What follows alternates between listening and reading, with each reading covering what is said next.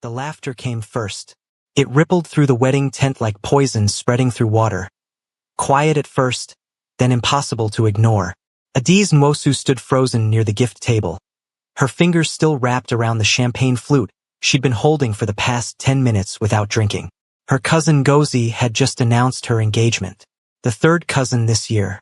And now every eye in the tent had found its way to Adiz. The unmarried one.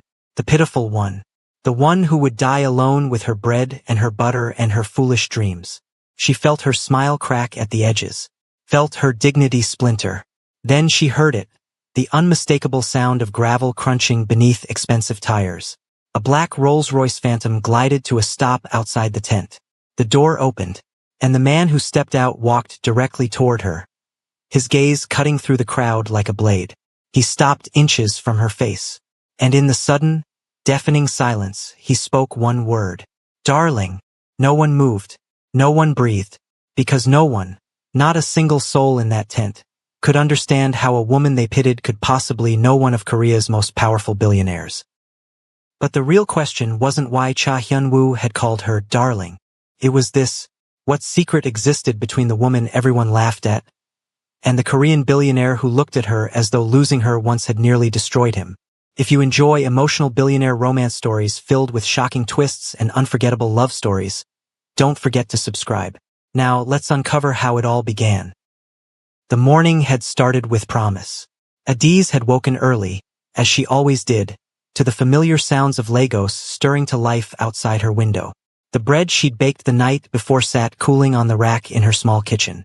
The icing for her aunt's wedding cake waited in the refrigerator. Everything was prepared. Everything was perfect. She had told herself this day would be different.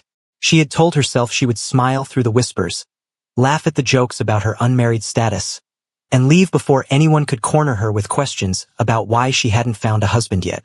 30 years old. Successful bakery owner. No ring. No prospects. No children. In her family's eyes, she might as well have been invisible. You're wearing that? Her mother's voice cut through the quiet of her bedroom. Adiz turned from the mirror, still holding the modest Ankara dress she'd chosen. What's wrong with it? Her mother, Chidinma Nwosu, stood in the doorway with arms crossed and disappointment already settling into the lines of her face. It's not that anything is wrong with it. Chidinma moved into the room, her wrapper rustling with each step. It's that nothing is right with it. You're going to your cousin's traditional wedding. There will be young men there, eligible men, and you want to dress like you're going to buy tomatoes at the market. Adiz set the dress on the bed. Mama, I'm going to support Ngozi, not to find a husband. And that, her mother said, pointing a finger, is exactly your problem. You think life will wait for you. You think opportunities will keep appearing. But they won't, Adiz. They won't. The words landed like stones against her chest. She had heard variations of this speech for years now. Since she turned 25 and the questions began. Since she turned 28 and the questions became demands. Since she turned 30 and the demands became funeral dirges for the grandchildren her mother believed she would never hold. I have a business to run, Adiz said quietly. I have a life alone. Chidinma's voice softened, but the sharpness remained in her eyes. Your aunties will be there today. Your grandmother. Everyone who watched you grow up. Everyone who asks me, Chidinma, when will Adiz settle down? When will she give us reason to celebrate? What do you want me to tell them? Adiz looked at her mother. At the woman who had raised her with love and expectations in equal measure. At the woman who had never understood why her daughter chose flour and sugar over finding a man who could provide. At the woman who saw independence as a phase rather than a choice. Tell them I'm happy. Her mother laughed. A short, bitter sound. Happiness doesn't keep you warm at night, Ada. Happiness doesn't give you children to care for you when you're old. Happiness doesn't stop people from talking. She left without another word. And Adiz stood alone in her room, wondering why her happiness had never been enough. The wedding tent had been erected in her uncle's compound in Victoria Island. By the time Adiz arrived, it was already filled with relatives she barely recognized, neighbors who remembered her as a child, and young women her age who had done the expected thing. Married, produced children, secured their place in the family hierarchy. She spotted Ngozi immediately. Her cousin stood near the entrance, resplendent in traditional bridal attire, surrounded by friends who laughed and fussed over her beaded accessories. Ngozi was 26, 4 years younger than Adiz, and yet, somehow, she had managed to accomplish what Adiz could not. Adiz! Ngozi's smile was genuine as she broke away from her entourage. You came. I was worried you would find some excuse about the bakery. And miss your special day? Adiz embraced her cousin, breathing in the scent of expensive perfume and bridal excitement. I wouldn't dream of it. The cake looks amazing, by the way. Ngozi pulled back, her eyes bright. Everyone's been asking who made it. I told them my famous cousin. Famous is generous. You're too modest. Ngozi squeezed her hands. But please enjoy yourself today. Eat, drink, dance. Maybe find a nice young man too. Ngozi. I'm just saying. Her cousin laughed and returned to her friends, leaving Adiz standing alone once more. She found a quiet corner near the gift table. The celebration swirled around her. Music, laughter, the clink of glasses, but she remained apart, watching, observing, wondering why she felt like a stranger at gatherings that should have felt like home. Is that Adiz? The voice came from her left. She turned to find her auntie Obiageli approaching, trailed by two other aunties whose names Adiz couldn't immediately recall. All three wore expensive lace and gold jewelry. All three wore expressions of exaggerated concern. It is you. Auntie Obiageli grasped Adiz's shoulders and studied her face with uncomfortable intensity. Look how thin you've become. Are you eating? Are you sleeping? I'm fine, Auntie. She says she's fine. Obiageli glanced at her companions. That's what they always say before something terrible happens. I'm truly fine. And how is the bakery? The question came from the second auntie, a woman Adiz now recognized as her mother's cousin from Enugu. Business is good. We expanded last year. Added a second location in Ikoyi. That's nice. The woman's tone suggested it was anything but. But tell me, Ada, all the success with bread and cake. Does it keep you company at night? Adiz's smile tightened. I have friends. Family. Friends and family are not the same as a husband. Auntie Obiageli lowered her voice as if sharing a terrible secret. You know your mother worries. We all worry. 30 years old and still unmarried. What will people think? People will think whatever they choose to think. Ah, this modern attitude. The third auntie clicked her tongue. This is what happens when women focus on business instead of building homes. Pride before wisdom. Adiz felt her composure beginning to crack. I should go check on the cake. The cake can wait. Obiageli's grip on her arm tightened. Listen to me, Ada. I know you think you're being strong, independent, but strength without direction leads nowhere. You're not getting younger. The men who might have married you 10 years ago are married now. The ones who remain. She trailed off meaningfully. The ones who remain are looking for younger women, the Enugu auntie finished. Women who can still give them many children. Adiz pulled her arm free. Excuse me. She moved through the crowd blindly, her vision blurring at the edges. She could feel their eyes following her, could hear the whispers rising in her wake, could sense the pity radiating from every corner of the tent. She found refuge near a pillar at the far end of the tent. Her hands were shaking. Her breath came in short, controlled bursts. She had survived these conversations before, had smiled through them, laughed at herself before anyone else could, pretended that the words didn't cut. But something about today felt different. Something about standing alone at another wedding, watching another cousin begin a journey she might never take, made the wound feel fresh. Are you all right? A young man appeared beside her. He was handsome in an ordinary way, medium height, pleasant features, the confident bearing of someone accustomed to attention. I'm fine. Thank you. I'm Emeka. He extended his hand. Ngozi's husband's cousin. Adiz. She accepted the handshake briefly. I know. His smile widened. You're the baker everyone's talking about. Talking about? Your cake is incredible. And you're... He gestured vaguely toward her. Well, not what I expected. What did you expect? Someone older, maybe. Someone less. He searched for the word. Beautiful. Under different circumstances, Adiz might have appreciated the compliment, might have allowed herself to enjoy the attention of a man who seemed genuinely interested. But she could see her aunties watching from across the tent, could see their hope and their judgment all tangled together. Thank you for saying so. Listen, I don't usually do this, but... Emeka stepped closer. Could I maybe get your number? Take you to dinner sometime? I'm not. Attention, everyone. The DJ's voice boomed through the speakers, cutting off her response. It's time for the bride to thank her guests. Where are all the single ladies? Let's gather around and give Ngozi your blessings. Adiz's heart sank. She knew what came next. The parade of unmarried women. The speculation about who would be next. The performative joy that always felt like a reminder of failure. Go on. Auntie Obiageli appeared at her elbow, guiding her toward the center of the tent. Stand where everyone can see you. Auntie, please, don't embarrass me, Ada. She found herself pushed into a circle of young women, all of them beaming with anticipation. Ngozi stood at the center, radiant, holding the microphone the DJ had given her. I want to thank all my single sisters for being here today, Ngozi said, her voice warm. I know the journey to love isn't easy, but I believe with all my heart that each of you will find what I found. Murmurs of agreement rippled through the crowd. But I want to especially acknowledge someone. Ngozi's eyes found Adiz. My cousin Ada, who made this beautiful cake we're all enjoying. Ada, come forward. No, please no. But Adiz was already being pushed forward by hands she couldn't see. She stumbled into the center of the circle, face burning, smile frozen.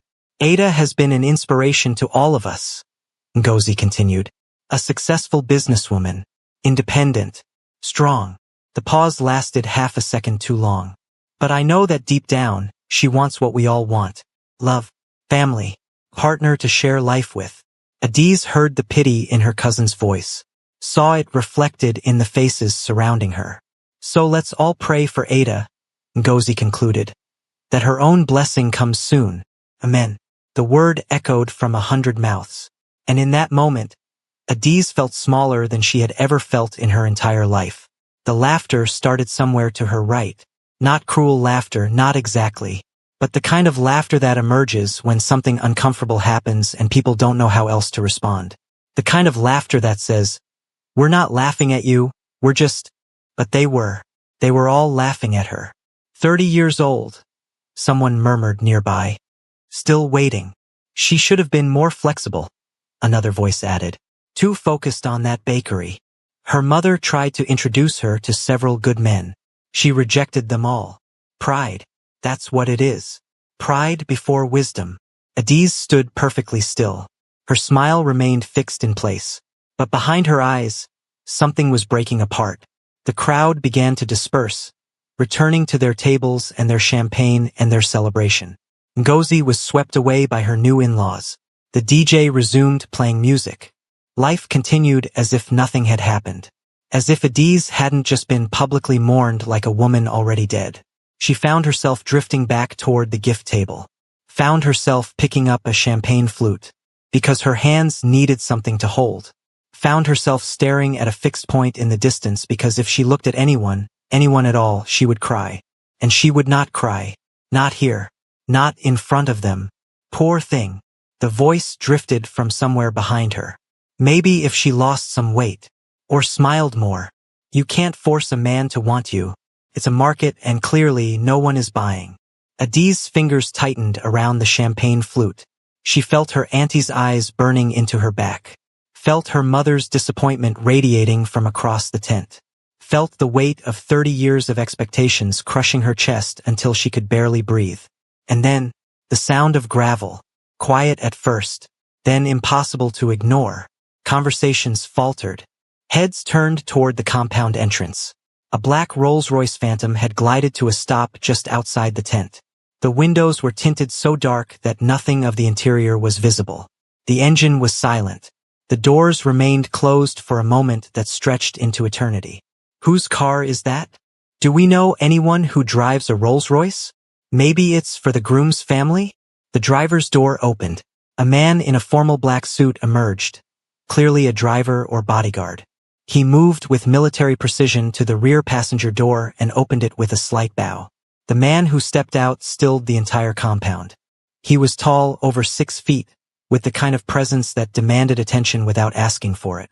His suit was impeccably tailored, dark charcoal that caught the Lagos sunlight like liquid shadow. His face was striking in its stillness, sharp jawline, calm, observant eyes, features that betrayed nothing of his thoughts. Korean. The word rippled through the crowd. He's Korean. Who is he? What is he doing here? The man surveyed the wedding tent with an expression of controlled assessment. His gaze moved across faces, decorations the Kakadis had made, and then stopped. On her. His eyes met hers across 50 feet of crowded compound. And something in his expression shifted. Something that might have been recognition. Something that might have been relief. He walked toward her. Not hurried. Not slow, but with the inevitability of a force that could not be stopped. The crowd parted instinctively. Whispers exploded in his wake. Who is he? Does he know someone here? Why is he walking toward Adiz? He stopped directly in front of her, close enough that she could smell his cologne. Something clean and expensive and utterly unfamiliar. Close enough that she could see the slight tension in his jaw. Close enough that she could read something in his eyes that no one else in this tent could possibly understand. His lips parted, and in a voice like silk over steel he spoke. Darling. The champagne flute slipped from Adiz's fingers. It shattered against the ground in the silence that followed. No one moved. No one breathed. And Adiz Nwosu, the woman they had just finished pitying, stood frozen before a man whose name she had not spoken in nearly 5 years. Cha Hyun-woo. How are you here? The question screamed through her mind. But her lips formed no words. She simply stared at the ghost standing before her, wondering if she had finally lost her mind. Earlier that year, Seoul, South Korea. The boardroom of Cha Industries occupied the entire top floor of the tallest building in Gangnam. Cha Hyun-woo sat at the head of a mahogany table that could seat 30, though today only 5 chairs were occupied. His executives spoke in measured tones about quarterly projections, market expansion, the acquisition of a struggling tech company in Singapore. He heard none of it. His eyes remained fixed on a photograph on his phone, hidden beneath the table where no one could see. It showed a woman standing outside a bakery. The sign above the door read, Ada's Delights, in elegant script. She was smiling at someone off camera, laughing, living her life as if the past had never happened. Mr. Cha. He looked up. His chief financial officer was staring at him expectantly. I apologize. You were saying? The Singapore acquisition. Do we proceed? Yes.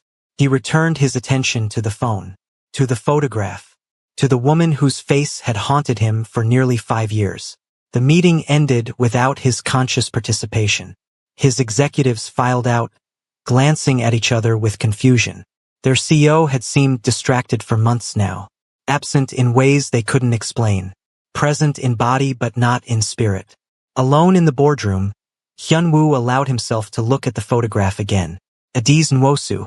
He had met her in London 5 years ago. She had been attending a culinary school. He had been there for business, a property acquisition that had ultimately fallen through. Their paths had crossed in a cafe near Hyde Park. She had been sitting alone, reading a cookbook, so absorbed that she hadn't noticed the rain soaking through her jacket. He had offered her his umbrella. She had looked up with those expressive eyes, and something inside him had shifted permanently. What followed had been the most confusing, frustrating, wonderful 6 months of his life. They were opposites in every conceivable way. She was warm where he was cold, open where he was closed. She laughed easily, spoke freely, wore her emotions where anyone could see them. He had been taught from childhood to conceal, control, present nothing that could be used against him. And yet, something about her had broken through. Something about her laughter, her optimism, her refusal to be intimidated by his wealth or his silence had made him feel, for the first time in his adult life, that perhaps vulnerability wasn't weakness. Perhaps connection didn't require control. Perhaps love was possible. And then came the misunderstanding that destroyed everything. A photograph, a lie, words spoken in anger that could never be taken back. She had returned to Nigeria without explanation. He had let her go, convinced she had chosen to leave him.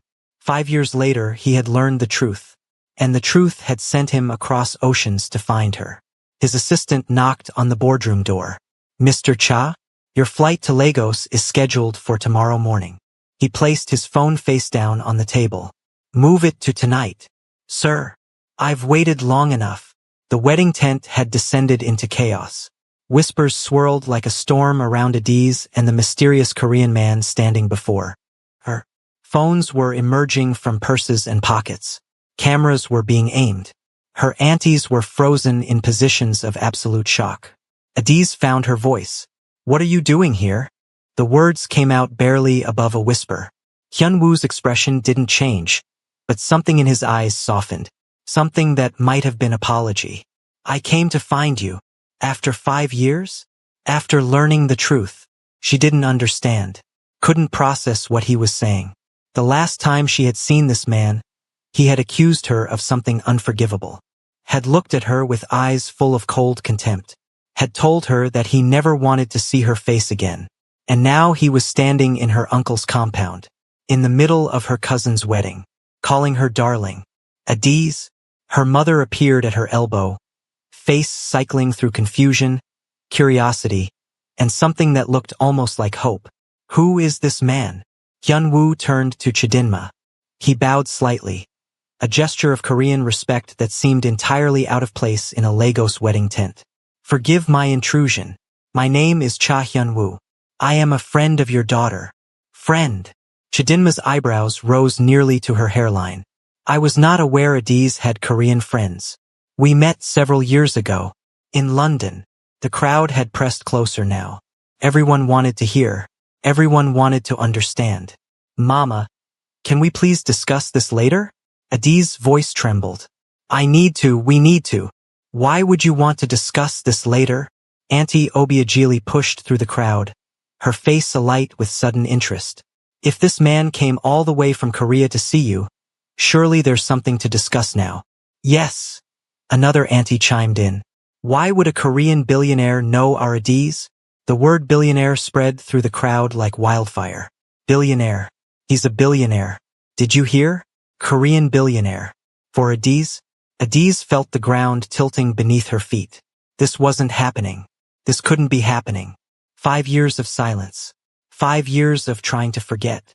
5 years of building a life that didn't include the memory of his hands, his voice, the way he had looked at her like she was the only person in any room. And now he was here.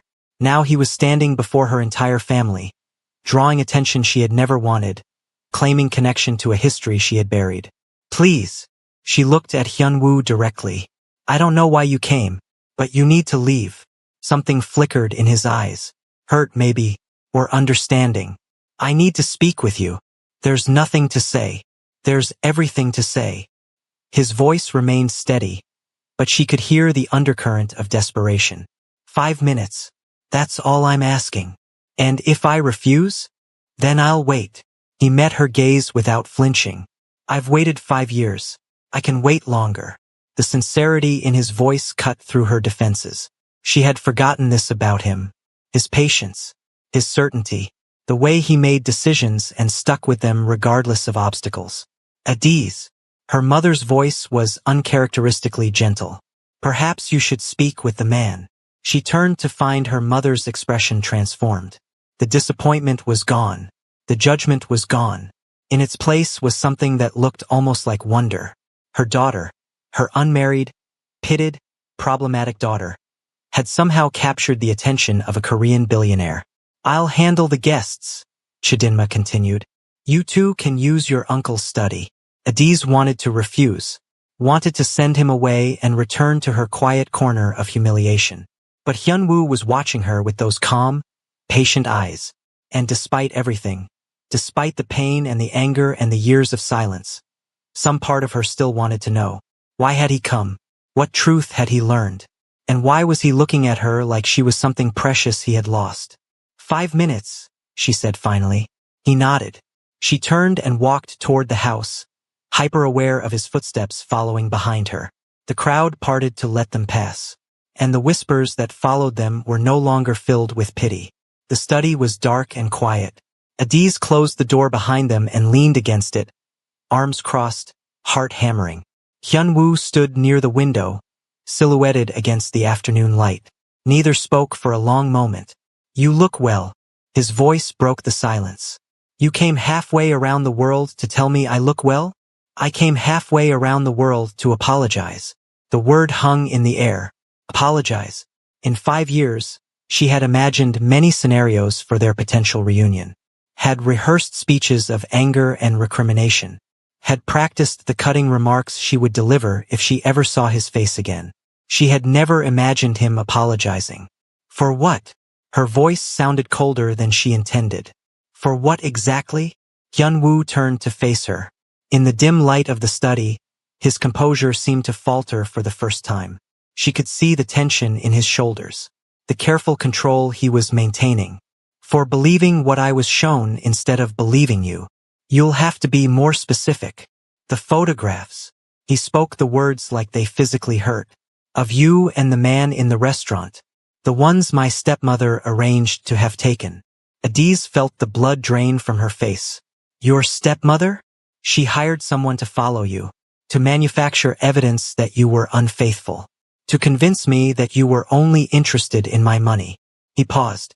"And I believed her, because believing her was easier than trusting you." The room seemed to spin. She remembered those final days in London, remembered his sudden coldness after months of growing closeness, remembered the confusion and the pain of being pushed away without explanation, remembered asking what she had done wrong and receiving only silence. She had convinced herself he had simply lost interest, had told herself that men like him didn't end up with women like her, had buried the hurt so deep that she had almost convinced herself it didn't exist. "Why are you telling me this now?" "Because I only learned the truth 6 months ago." Hyunwoo's voice remained steady, but his hands were clenched at his sides. "My stepmother is dying. Cancer." In her final weeks, she began confessing things she had done over the years. Manipulations, lies.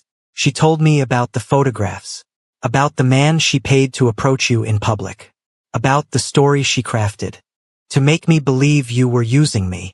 Adiz couldn't move, couldn't breathe. The man in the restaurant, the stranger who had appeared out of nowhere, insisted on sitting at her table, put his arm around her when she was too surprised to react.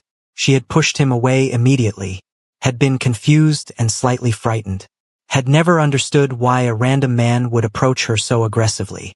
Now she understood. "You thought I was cheating on you. I thought you had never cared about me at all." His voice cracked slightly on the final word.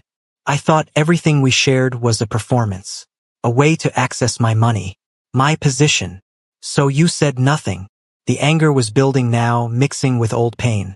"You just pushed me away, made me feel like I had imagined everything between us, made me question my own sanity." "I know.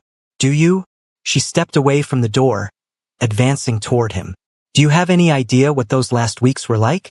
Trying to understand what I had done wrong? Replaying every conversation, every moment, trying to figure out why you suddenly looked at me like I was a stranger. Adiz. And then you told me to leave." Tears were threatening now, but she refused to let them fall. "You told me you never wanted to see me again. After everything. After I had started to believe that maybe... She stopped herself. Some words were too dangerous to speak. Hyunwoo stood perfectly still, absorbing her anger. He didn't defend himself, didn't make excuses, simply stood there and let her rage wash over him. "I was wrong," he said finally. "I was a coward who chose suspicion over trust. I destroyed something precious because I was afraid of being vulnerable." Pretty words. The truth. "And what do you want from me now?" She spread her arms. "Forgiveness? A second chance? You want me to forget 5 years of pain because your dying stepmother finally decided to tell the truth? I want nothing you aren't willing to give." His response surprised her. "I came here because I needed you to know the truth, because the thought of you believing forever that I simply stopped caring." He paused, searching for words. "I couldn't live with that. Even if you hate me, even if you never want to see me again, I needed you to know that it wasn't real." The coldness. The rejection. None of it was real. Adiz stared at him. At this man she had loved so desperately. At this man who had destroyed her without knowing why. At this man who had crossed oceans and continents to apologize for a wound he hadn't known he'd inflicted. I don't know what you expect me to say. Say whatever you need to say. He moved toward the door. I have a hotel in Victoria Island. The Eco-Atlantic Suite. I'll be there for 2 weeks. If you decide you want to talk, really talk, I'll be waiting. He paused with his hand on the doorknob. But if you decide you never want to see me again, his voice dropped. I'll understand. And I'll respect your wishes. He opened the door. The noise of the wedding filtered in. Distant music. Laughter. Celebration. Hyun-woo. He turned back. Adiz looked at him. Really looked at him. For the first time since his arrival. He seemed older than she remembered. Tired in ways that had nothing to do with jet lag. And in his eyes, she saw something she hadn't expected. Fear. He was afraid of her answer. 5 years, she said quietly. I spent 5 years convincing myself I was foolish to have loved you. Telling myself that men like you don't really want women like me. Building walls so high that no one could ever hurt me the way you did. He said nothing. Waited. And now you show up at my cousin's wedding, call me darling in front of my entire family, and expect me to just... What? Pretend it didn't happen? Fall back into your arms. I expect nothing. Good. She lifted her chin. Because I have nothing to give you. The words hung between them. Final. Absolute. Hyun-woo nodded once. Then I'll trouble you no further. He stepped through the doorway, and Adiz watched him go, wondering why her chest felt like it was being torn apart. The rest of the wedding passed in a blur. Adiz smiled when she was supposed to smile, answered questions with vague non-answers, pretended not to notice the speculation swirling around her. But inside she was drowning. 5 years. 5 years of buried feelings, suddenly unearthed. 5 years of carefully constructed walls, suddenly crumbling. She had convinced herself she was over him. Had convinced herself that the love she once felt had been a fantasy, a product of youth and naivety and too many romantic movies. But seeing him today, hearing him speak, watching him walk away with acceptance in his eyes, she wasn't over him. She had never been over him. And that terrified her more than anything. Adiz. Ngozi appeared beside her as the guests began departing. Are you okay? You've seemed distracted since. She gestured vaguely. Since the Korean man left. I'm fine. You're not fine. Ngozi pulled her aside. Who was he? Really? Adiz looked at her cousin. At this woman who had just married. Who had just begun a new chapter. Who couldn't possibly understand what it felt like to have old chapters reopen without warning. Someone from my past. Someone important? Once. Ngozi studied her face. You loved him. It wasn't a question. I thought I did. And now? Adiz had no answer. So she simply shook her head and returned to helping clean up the celebration that everyone else had enjoyed. 3 days later, Adiz stood in her bakery kitchen at 4 a.m. She couldn't sleep. Hadn't slept properly since the wedding. Every time she closed her eyes, she saw his face, heard his voice, felt the ghost of a touch that had haunted her for 5 years.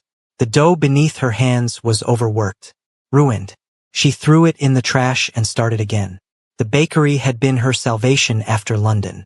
After she returned to Lagos with a broken heart and no explanation for why, she had poured everything into building something that was hers alone. Something no man could take away. Something that didn't depend on love or trust or vulnerability. Ada's Delights had grown from a tiny stall in her mother's kitchen to a proper bakery with 2 locations. She had catered weddings, corporate events, high-profile parties. She had earned respect for her skill. But respect wasn't the same as happiness. And happiness, the kind she had glimpsed briefly in London, remained elusive. Her phone buzzed. A message from an unknown number. I know you said you had nothing to give. But I saw your bakery this morning. The one in Ikoyi. I stood outside for an hour watching customers go in and out. Watching them taste things you created. You've built something remarkable. I always knew you would. Her hands trembled. She deleted the message without responding. but she couldn't delete the warmth that spread through her chest. He had found her bakery, had stood outside watching, had seen what she had built, and instead of feeling violated or stalked, she felt seen. The way she had felt seen in London. The way she had felt like she mattered, even when she hadn't fully believed it herself. Another message arrived. I'll stop. If this is unwanted, I'll stop. But I wanted you to know. I'm proud of you. Even if I have no right to be. She stared at the phone. At the words from a man she had sworn to forget. And slowly, carefully, her fingers began to type a response. 2 weeks passed. 2 weeks of messages exchanged like careful negotiations. 2 weeks of walls slowly, tentatively coming down. Adiz didn't know what she was doing, didn't know where any of this was leading, but she couldn't seem to stop. They didn't speak on the phone, didn't meet in person, but through text messages that arrived at odd hours, his schedule still running on Korean time, they began to rebuild something fragile. He told her about his life since London, the corporate battles, the family pressure to marry someone appropriate, the emptiness that had consumed him after she left. She told him about hers, the bakery, her mother's constant disappointment, the wedding where he had arrived like a supernatural intervention.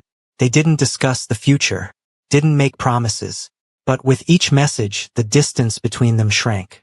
And then, on the 14th day, he sent a different kind of message. My time here is almost over. I return to Seoul tomorrow. But before I go, I need to see you. Just once. Please. She stared at the words. Her heart hammered. Every rational part of her brain screamed that this was foolish. That she was setting herself up for more pain.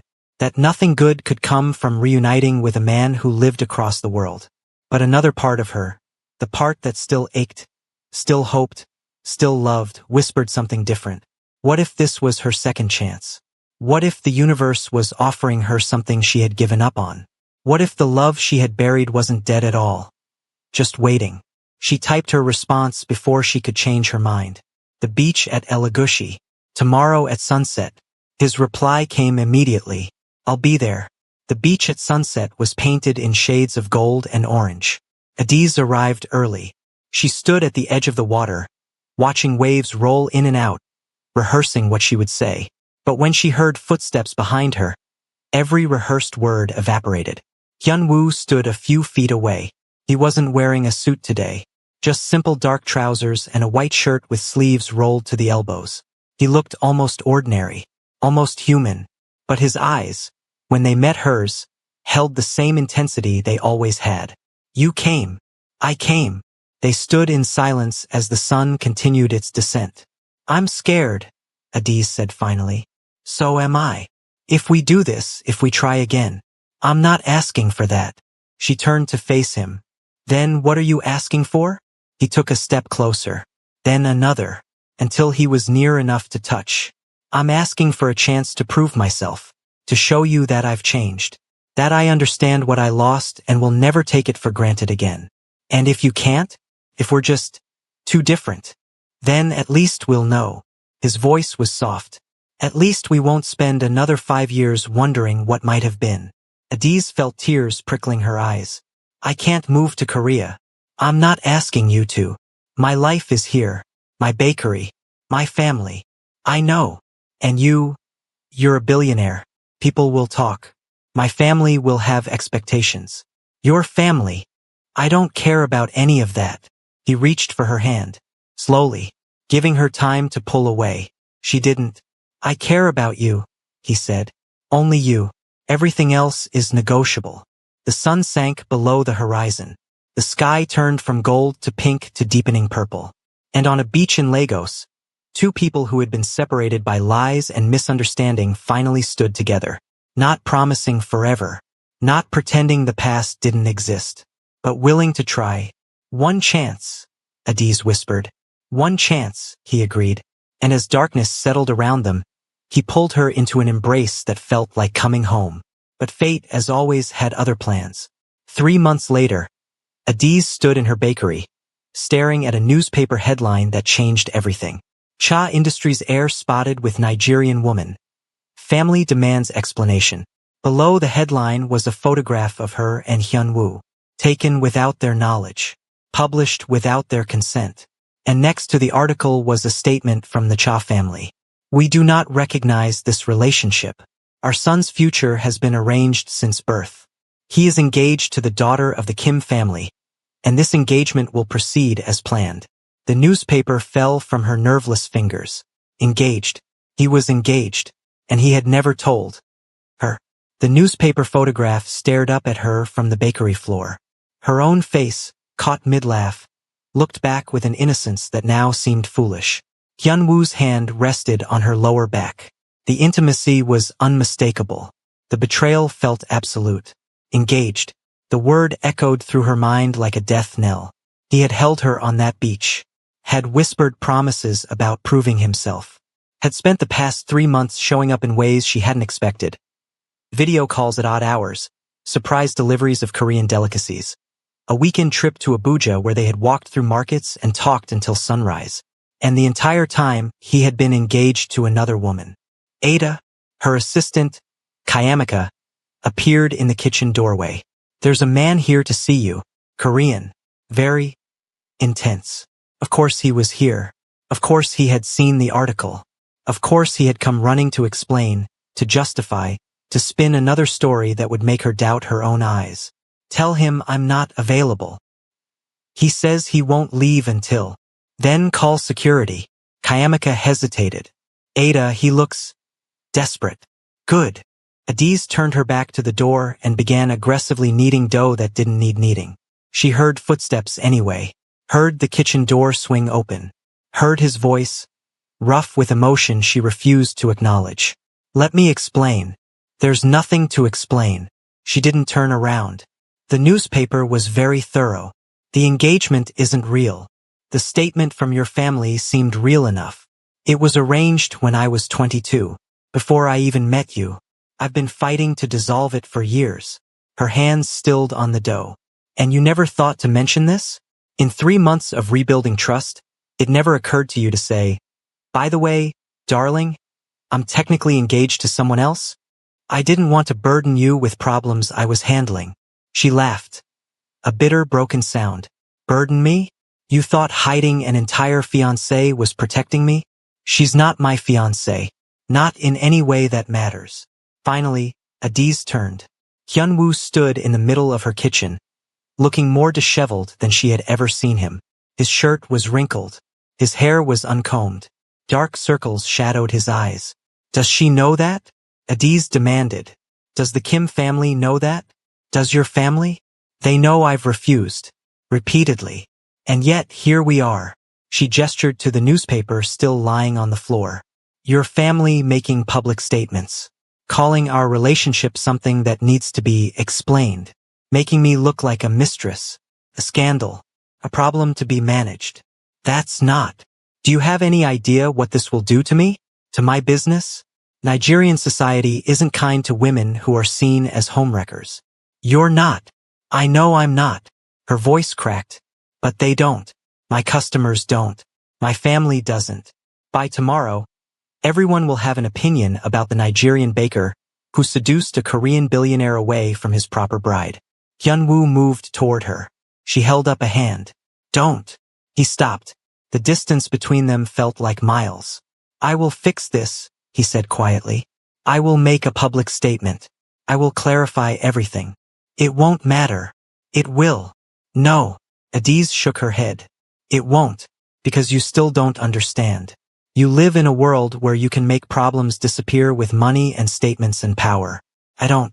I live in a world where reputation is everything, where whispers follow women forever, where being associated with scandal marks you as damaged goods. Then come to Korea with me. Leave all of this behind. And be what? She stared at him. Your hidden girlfriend? Your international embarrassment? The woman your family is trying to erase. My wife.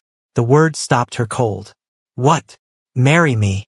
He said it like it was obvious. Like it was the simplest solution in the world. If we're married, the engagement to the Kim family becomes irrelevant. My family will have to accept you. The scandal becomes a love story. A love story. Yes. You're proposing to me as a solution to a PR problem?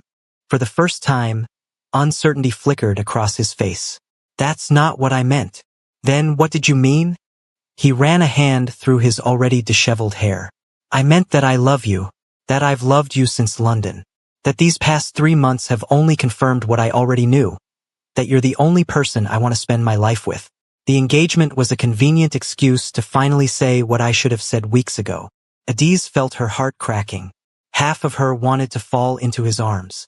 Half of her wanted to throw him out. You should have told me. I know. You should have trusted me with the truth. I know.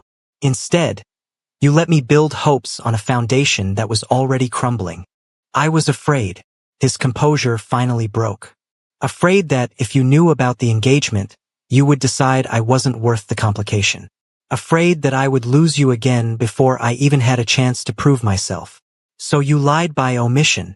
Yes, the honesty was painful, but at least it was honest. I need time, Adiz said finally. I need to process this without you standing in my kitchen making everything more confusing. How much time? I don't know. Days? Weeks? I don't know. She met his eyes. But I need you to leave. Now. He stood perfectly still for a long moment. Then he nodded.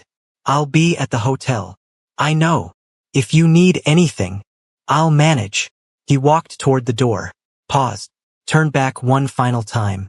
For what it's worth, he said softly. I meant every word, about loving you, about wanting to marry you, about fighting for us.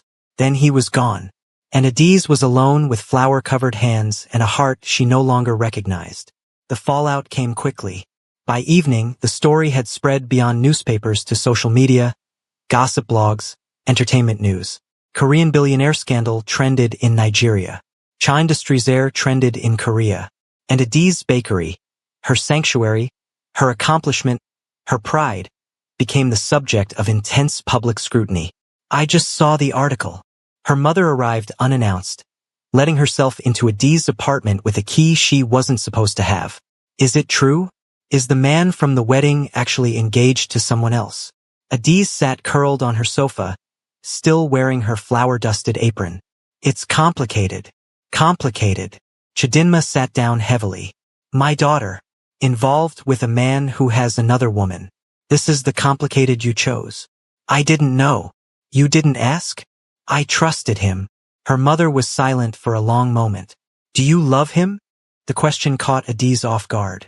Her mother never asked about love. Only about security, stability, propriety. Love was a luxury in Chidinma's worldview. Pleasant if present, but never the foundation for important decisions. I don't know anymore. That's not an answer. It's the only answer I have. Chidinma studied her daughter's face. You look terrible. Thank you, Mama. I'm serious. You've lost weight. Your eyes are swollen. This man, whoever he is, whatever the truth, he's destroying you. I'm fine. You keep saying that. And every time you say it, I believe you less. Adiz pulled her knees to her chest. What do you want me to say? That I made a mistake? That I should have listened to all the warnings about foreign men and impossible situations? That I'm exactly the foolish, unmarried woman everyone always said I was? I want you to tell me the truth. The gentleness in her mother's voice was unexpected. Disarming. The truth, Adiz said slowly, is that I fell in love with someone 5 years ago, and I thought I had gotten over him. And then he came back, and I realized I hadn't. And now I don't know what's real anymore. Chidinma was quiet. This is the same man from the wedding? Yes. The one who called you darling in front of everyone? Yes. And he's actually a billionaire? Yes, Mama. He's actually a billionaire. Her mother processed this information. I always thought you were too practical for dramatic love stories. So did I. And yet here we are. Chidinma reached over and took her daughter's hand. Dramatic love story and all. Adiz felt tears threatening again. What am I supposed to do? I don't know. Her mother squeezed her hand. But I know that hiding in your apartment won't solve anything. Neither will destroying yourself with worry. The bakery will survive. You've built something strong. A scandal won't destroy it unless you let it. Easy for you to say. Perhaps. Chidinma's eyes softened. But I've watched you survive things that would have broken other women. Watched you build a business from nothing. Watched you hold your head high when everyone around you was waiting for you to fall. If anyone can survive this, it's you. Adiz stared at her mother. At this woman who had spent years criticizing and pressuring and demanding. At this woman who was now offering something that felt like unconditional support. You're not going to tell me I brought this on myself? Would it help? No. Then I won't. Chidinma stood. But I will tell you this. Whatever you decide about this man, make sure it's your decision, not mine, not society's, not the newspapers, yours. She moved toward the door, paused, turned back. And Ada? For what it's worth.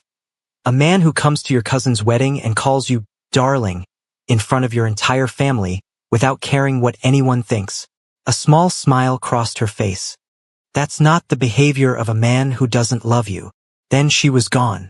And Adiz was left alone with the weight of choices she didn't know how to make. For days passed. 4 days of unanswered messages from Hyunwoo. 4 days of declining interview requests.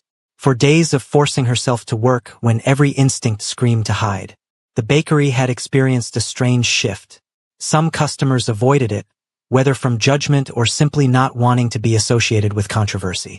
But others arrived specifically because of the scandal, curious about the woman at the center of the story. Your croissants are trending on Twitter, Kayamika reported during a quiet afternoon. Someone posted a photo with the caption, "If her pastry is this good." No wonder a billionaire couldn't resist. That's not exactly the publicity I wanted. Publicity is publicity. Kayamika shrugged. We've had more orders in the past 4 days than the entire previous month. People are treating my personal life like entertainment. Welcome to the modern world. Adiz retreated to the kitchen. She found solace in routine, measuring flour, proofing yeast, shaping dough into precise forms. The physical work occupied her hands while her mind wandered through memories she had tried to suppress. London, the cafe where they had first met, the umbrella he had offered without expecting anything in return. The weeks of careful conversation that had slowly revealed the man beneath the corporate exterior. She remembered the night he had told her about his father's death, about inheriting a company at 25, about the pressure of maintaining a legacy he had never asked for. She had been the first person he had ever told, the first person he had trusted, and she remembered her own confessions, the family expectations, the cultural weight, the feeling of being caught between two worlds. Nigerian enough to feel the pull of tradition, modern enough to resist it, never quite belonging to either. He had listened without judgment, had asked questions that showed genuine curiosity, had treated her culture with respect rather than exoticism. She had fallen in love with his attention as much as his presence, with the way he noticed details others missed, with the way he remembered every preference, every passing comment, every half-formed dream she had shared. And then the photographs, the sudden coldness, the accusations that had shattered everything. She had spent 5 years convincing herself it was for the best, that a relationship across such vast distances, geographical, cultural, economic, could never have worked, that she had been foolish to believe otherwise. But now he was here. Now he had explained. Now he was waiting for her answer while her entire world watched and judged. Ada, Kayamika's voice interrupted her spiraling thoughts. There's someone here. Says he's from Korea. But it's not the billionaire. Someone else. Adiz's stomach dropped. Who? He says his name is Secretary Park. Says he works for the Cha family. The Cha family. Not Hyunwoo. His family. She wiped her hands on her apron and walked to the front of the bakery. The man waiting near the entrance was middle-aged, impeccably dressed, with the bearing of someone accustomed to wielding authority on others' behalf. He bowed slightly when she appeared. Miss Nwosu, thank you for seeing me.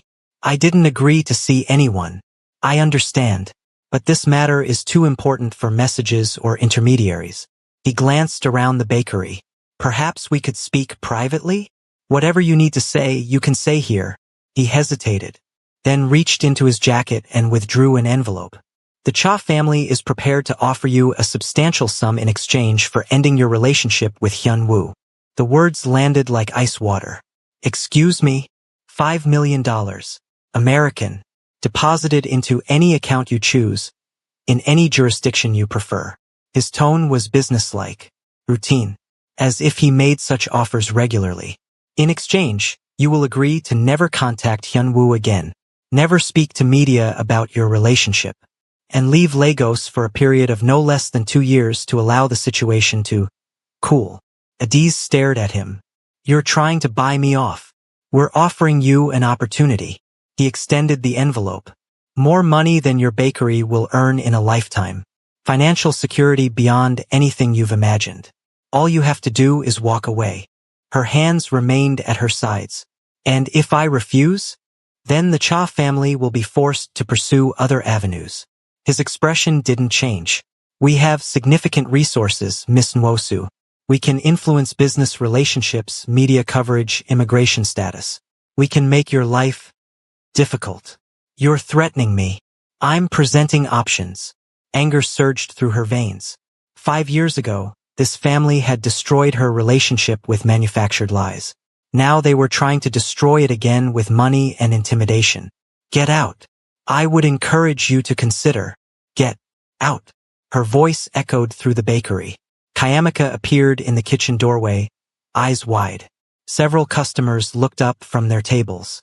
Secretary Park remained unmoved. You're making a mistake.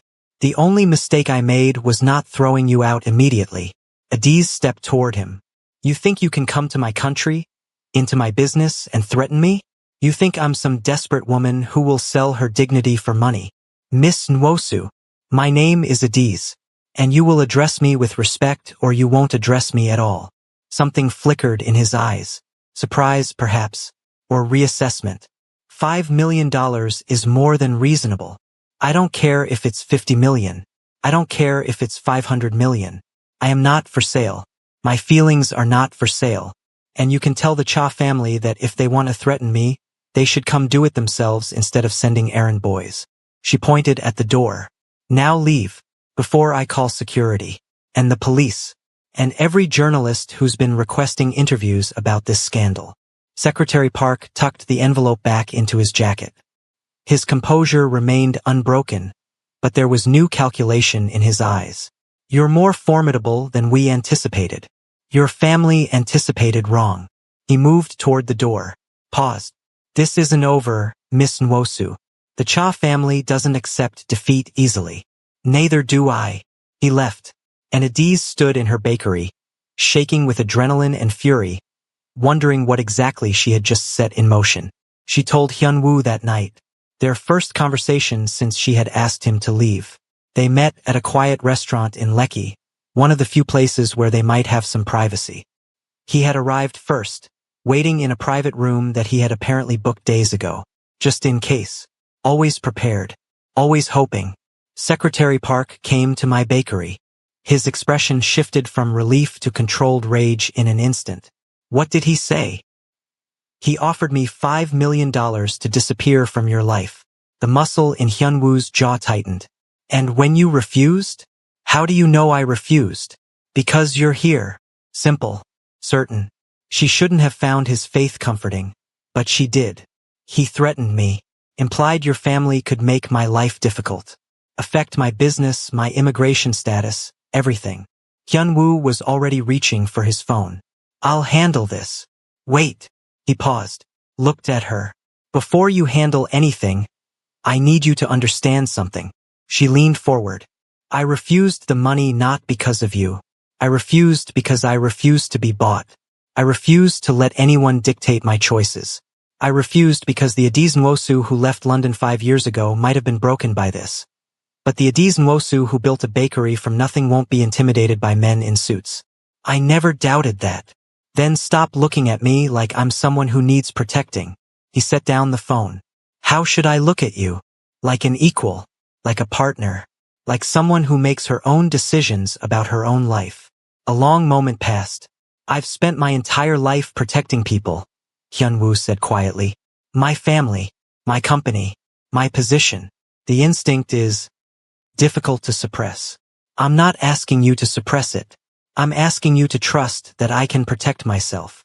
And if I want to protect you anyway, then do it with me, not for me. He absorbed this. You're still angry. I'm still processing. The engagement. I know. You've been trying to end it. Your family won't listen. The Kim family has political connections. Breaking the arrangement could have business implications. She listed the facts without emotion. Kayamika is very thorough with her internet research. Kayamika? My assistant. She has opinions about you. Favorable opinions? She thinks you should fight harder for love instead of making excuses about family obligations. Despite everything, a ghost of a smile crossed his face. She sounds formidable. She is. Adiz paused. And she's not wrong. The smile faded. You think I haven't fought? I think you've been fighting the wrong battle. She met his eyes. You've been trying to convince your family to accept your choice, to give you permission to love who you want. But they're never going to give you permission, Hyun-woo. They're going to keep sending men like Secretary Park until you either surrender or stop asking. What are you suggesting? I'm suggesting you stop asking. He was silent for a long moment. If I defy them completely, publicly, there will be consequences. For the company, for my position, for everything I've built. I know. I could lose everything. I know. And you're saying I should risk that? For us. Adiz shook her head. I'm not saying you should do anything. I'm saying you need to decide what matters most to you. Your family's approval or your own happiness. Your company or your freedom.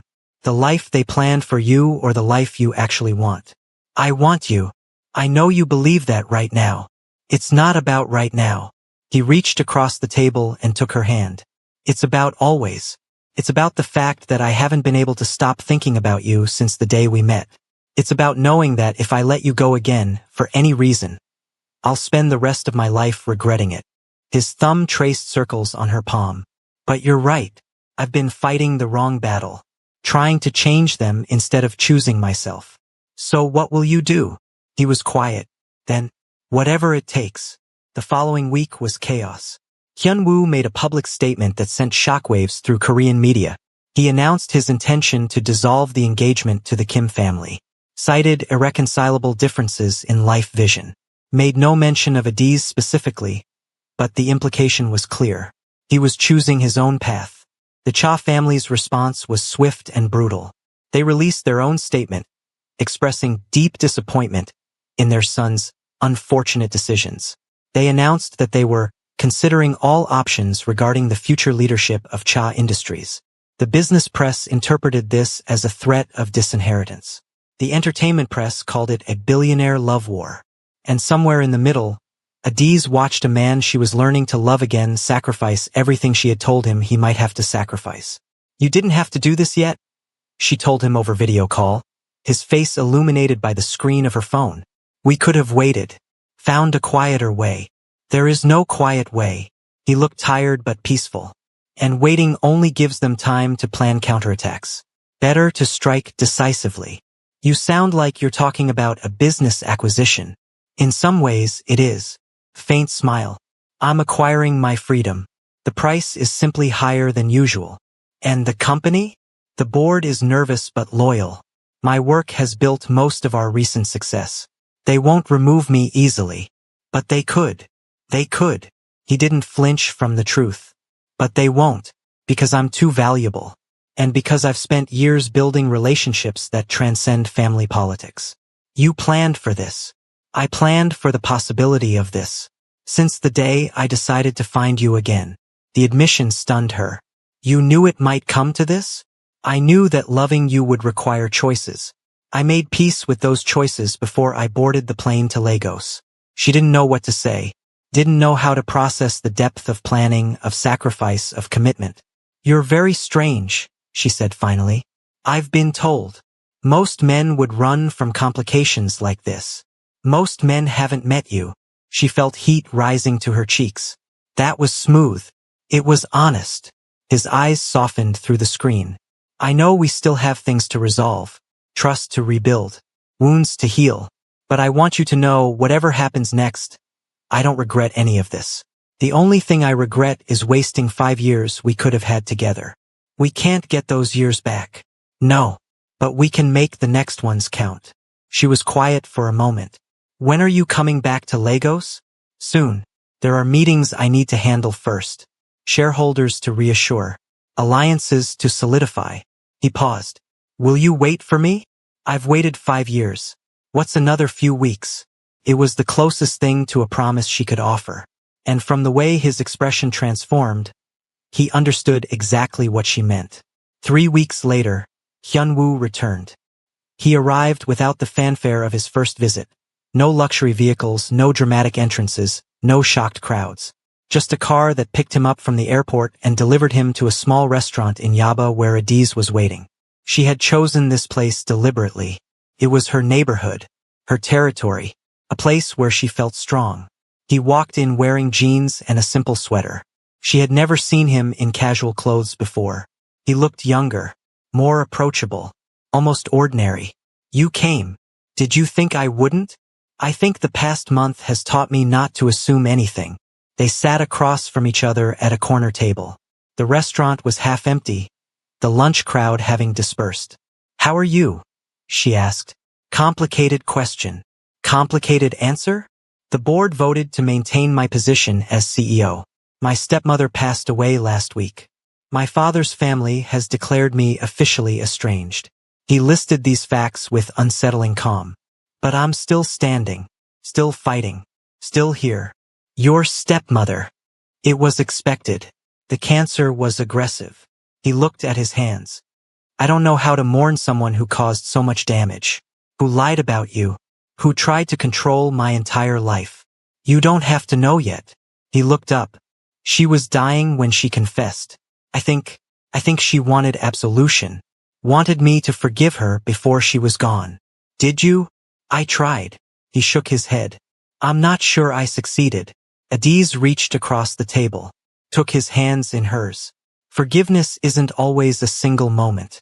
Sometimes it's a process. Sometimes it takes years. Speaking from experience? Speaking from watching my own heart these past few months. She squeezed his hands. I'm still angry at you. For not telling me about the engagement. For letting me hope before I knew the full picture. I know. But I'm also starting to forgive you. Because I understand why you did it. Because I can see you're trying. Because... She trailed off. Because I love you. The words fell into the space between them. She hadn't planned to say them. Hadn't known they were ready to be spoken. But there they were. True. Undeniable. Terrifying. Hyun-woo's hands tightened around hers. Say that again. I love you. Once more. I love you, Cha Hyun-woo. Against my better judgment. Against all logic. Against everything my mother tried to teach me about protecting my heart. He was around the table before she could register movement. His arms wrapped around her. His face pressed into her hair. And she heard him whisper, in a voice rough with emotion, I have waited 5 years to hear those words. Was it worth the wait? Every second. They held each other in that half-empty restaurant, surrounded by empty plates and staring waiters, lost in a moment that felt like the end of something and the beginning of something else entirely. 6 months later, the Cha family officially withdrew their opposition. It came in the form of a formal letter, delivered by courier to Adiz's bakery. The language was stiff and ceremonial, but the message was clear. They would no longer interfere with Hyun-woo's personal decisions. Adiz suspected the change had more to do with Cha Industries' recent expansion into West African markets than any genuine change of heart. Hyun-woo had made himself indispensable, had proven that his leadership was worth more than their control. But she chose not to dwell on motivations. The result was what mattered. We should celebrate, Hyun-woo said that evening, arriving at her apartment with champagne and a mysterious smile. What exactly are we celebrating? Freedom, victory, the fact that we've somehow survived everything thrown at us. She accepted the champagne but studied his expression. You're hiding something. Am I? Your face does that thing when you're planning something. I don't have a thing. You absolutely have a thing. He laughed, a real laugh, the kind she had been hearing more often lately, and set down the champagne. I have a proposal. That's the second time you've proposed to me under strange circumstances. This one is different. He reached into his pocket and withdrew a small velvet box. Adiz's heart stopped. Hyun-woo. Before you say anything, he opened the box to reveal a ring. Simple, elegant. A single diamond set in a band of intertwined gold and platinum. This isn't about solving problems or managing scandals. This isn't about proving anything to anyone. He knelt before her. Actually knelt. This powerful man who ran a multinational corporation. On his knees before her. This is about wanting to spend the rest of my life with you. This is about knowing that every moment I'm not with you feels incomplete. This is about choosing you not because I have to, but because I want to. Because I can't imagine existing without you. Tears were streaming down her face. She didn't care. Adiz Nwosu. His voice was steady, but his eyes were bright with unshed tears of his own. Will you marry me? She looked at the ring, at his face, at this impossible, infuriating, devoted man who had turned her entire life upside down. Yes. The word came out as barely a whisper, but he heard. He rose and pulled her into his arms. And when his lips met hers, it was like every goodbye they had ever said being rewritten into a hello, into a promise, into a future. The wedding took place 8 months later. Not in Seoul, not in Lagos, but on a beach in Cape Verde, suspended between two continents, belonging to neither but welcoming to both. They had invited only the people who mattered. Adiz's mother stood in the front row, wearing white, her choice, a symbol of joy rather than mourning. Beside her were aunties who had spent years pitying Adiz and were now looking at her with something entirely different. Respect. Perhaps even envy. Kayamika served as maid of honor, weeping openly and complaining about her makeup between sobs. Hyunwoo's side was smaller, a handful of trusted executives. A few old friends from university who had known him before the corporate armor had fully formed. No family, a fact that might have seemed sad but instead felt like liberation. He stood at the altar in a traditional Korean hanbok modified with subtle African prints. A design Adiz had worked on with a Korean-Nigerian fashion designer she had discovered through pure serendipity, or perhaps fate. She no longer dismissed the possibility. When Adiz walked toward him, wearing white with an elaborate geli that honored her heritage, Hyunwoo's composure finally broke. Tears streamed down his face. He made no effort to hide them, and everyone present witnessed something rare. A powerful man openly, unashamedly weeping at the sight of the woman he loved. They exchanged vows in a mixture of English, Igbo, and Korean.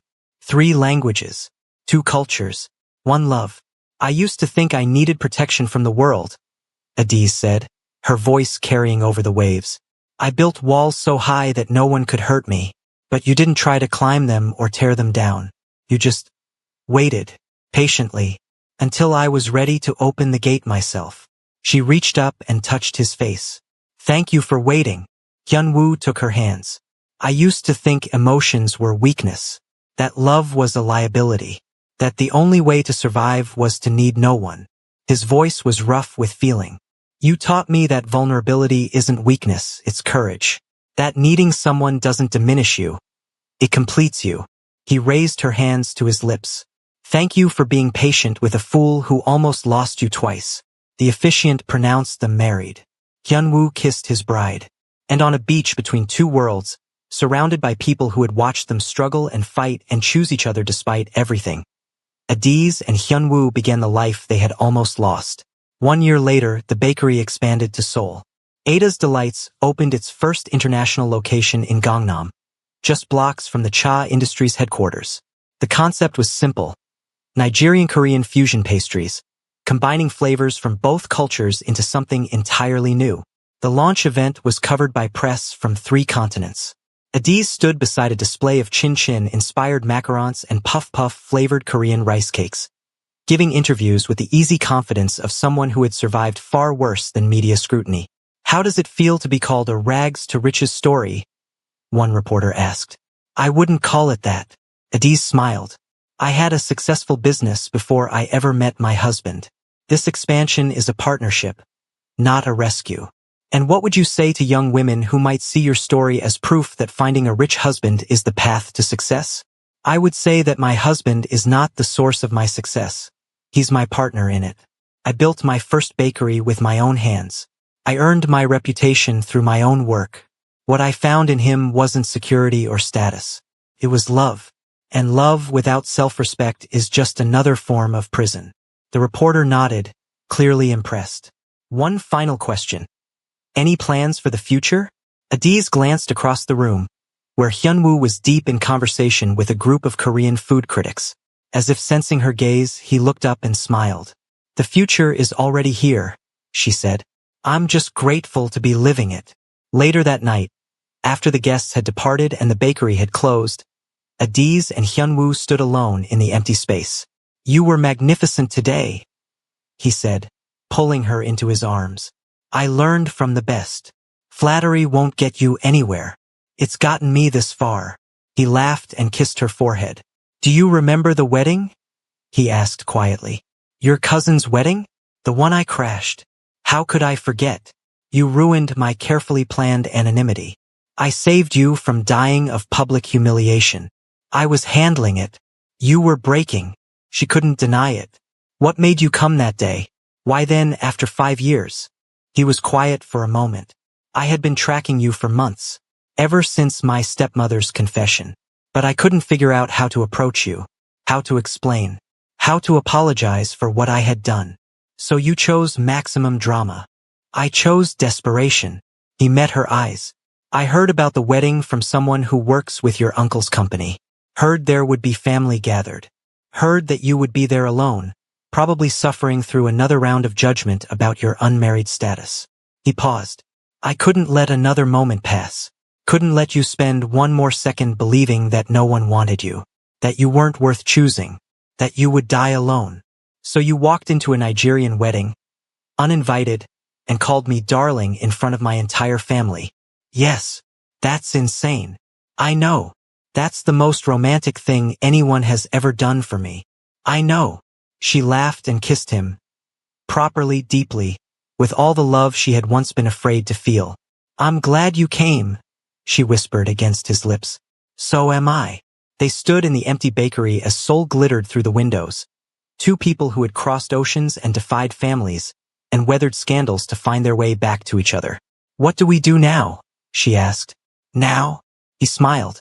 Now we live, together, for as long as we're given. It wasn't a fairy tale ending. It was better. It was real. Epilogue. 5 years later. The compound in Victoria Island was decorated for celebration again. Not a wedding this time, a christening. Adiz stood in the center of the same tent where she had once been publicly humiliated, holding her daughter in her arms. The baby was 3 months old, with her father's calm eyes and her mother's dimpled smile. They had named her Sujin Chinasa, a Korean first name meaning treasured jewel, a Nigerian middle name meaning God answers, a bridge between two worlds just like her parents. She has your stubbornness? Hyunwoo murmured, appearing at her side. And your silence. She stares at people like she's evaluating their life choices. A useful skill. Adiz looked around the tent. Her mother was there, doting on her granddaughter with an enthusiasm that bordered on concerning. Her aunties were there. Their pity transformed into pride. Their judgment softened into grudging admiration. Even Secretary Park was there, retired now and surprisingly cordial since the birth. The Cha family had gradually thawed over the years. Not into warmth exactly, but into acceptance. Hyunwoo's continued success had proven that he didn't need their approval to thrive. And Adiz's own accomplishments, the growing bakery empire, the cookbook, the cultural foundation she had established, had demonstrated that she was no gold digger. She was a partner, an equal, a force. Do you remember what you said to me that day? She asked Hyunwoo quietly. At the wedding? The first word. Darling. Why that word? Of all the things you could have said. He considered the question. Because it was true. Because you were dear to me. Because I wanted everyone in that tent to know that you belonged to someone. That you were wanted. That the woman they were pitying was precious beyond measure. Tears pricked her eyes. Even after years of marriage, he could still undo her with a few words. They laughed at me that day, she said. Made me feel like nothing. Like a failure. And now, she looked around the tent again. At the faces that had once judged her. At the life she had built against all odds. At the husband beside her and the daughter in her arms. And now I know better. She smiled. They can laugh all they want. I won. Not by their rules. By mine.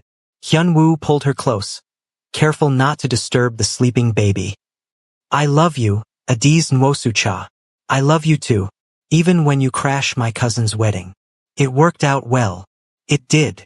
She leaned into him, surrounded by family and friends and the life they had chosen together. Outside, Lagos hummed with its endless energy. Inside, a baby slept peacefully in her mother's arms. And somewhere between continents, between cultures, between all the expectations they had defied, two hearts beat as one. Finally, completely, forever. Thank you for watching. If this story touched your heart, please like, share, and subscribe for more emotional romance stories. Leave a comment telling us your favorite moment, and we'll see you in the next video.